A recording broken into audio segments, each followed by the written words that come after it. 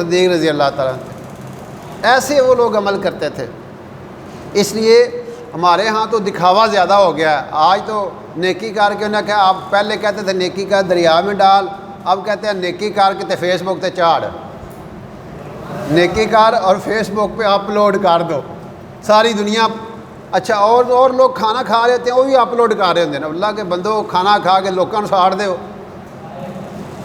وہ سارے بندے تو نہیں جے ہوندے، وہ مطلب ہوٹل تے بہ کے کنارے تے بہ کے فلیور تے بہ کے جناب روٹی کھان، کیا حال ہے؟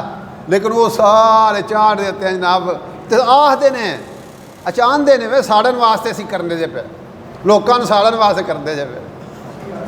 یہ بات اللہ تعالیٰ کو ناپسند ہے۔ حالانکہ کہنے والے یہ کہتے ہیں کہ اگر آپ کوئی پھل بھی لے کے آتے ہیں نا اپنے گھر تو چھپا کے لے کے آئیں، اور اگر آپ پھل استعمال کرتے ہیں تو اس کو اوپن نہ پھینکیں باہر،